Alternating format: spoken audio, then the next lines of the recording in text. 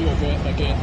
So when you found out that you were coming to Singapore, like Reed asked you that, do you like where is Singapore and what should I do? And any research or what you want to do, and who actually asked you, persuaded you to come to Singapore to check out all the fans?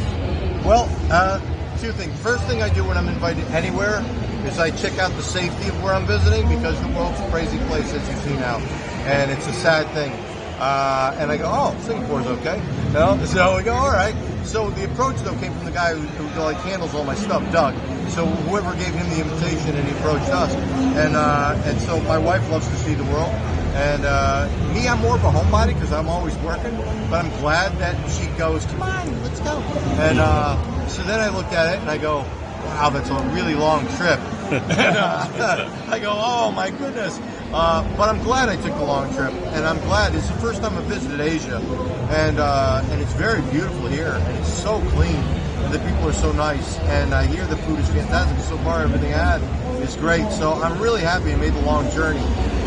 It's a really great experience. Yeah. So yeah, and it's safe, very safe, because you got that cane waiting. That is a myth, actually. Yeah. So last year we had a chance to meet Arthur Adams, and he have a very tough exterior. Actually, before we met you on Thursday, you also have this very tough exterior, and we don't know the personality behind the artwork and the name. But we are very glad that you're actually a very soft person and a very approachable person. Just don't mess with me, buddy. Is there anything which you like to tell your fans, the true you? Yeah, well, I mean, listen, you see this side of me that looks rough, and the reality is I grew up rough. Violent household,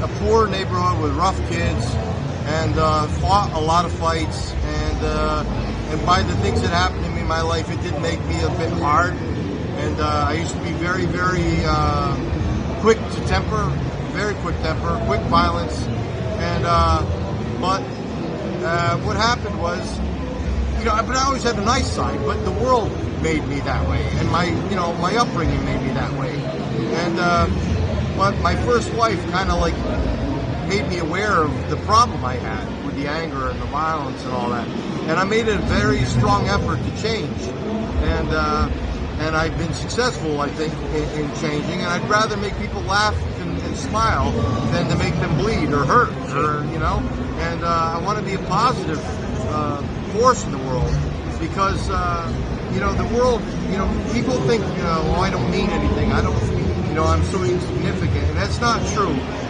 because if you drop a pebble in a pond, those ripples go out and they affect everything around.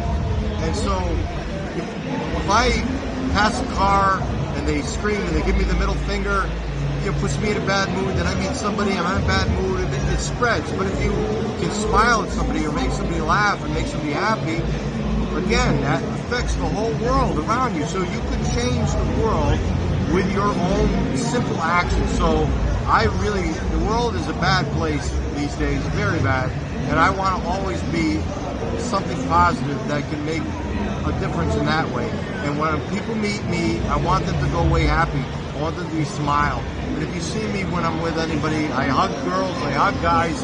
I want you to feel like a family, and I want you to feel warm. Yes. And so that's me, man. I want to be a positive force in this crappy world that, where there's so much hatred and prejudice and everything else. So that's the real me, man.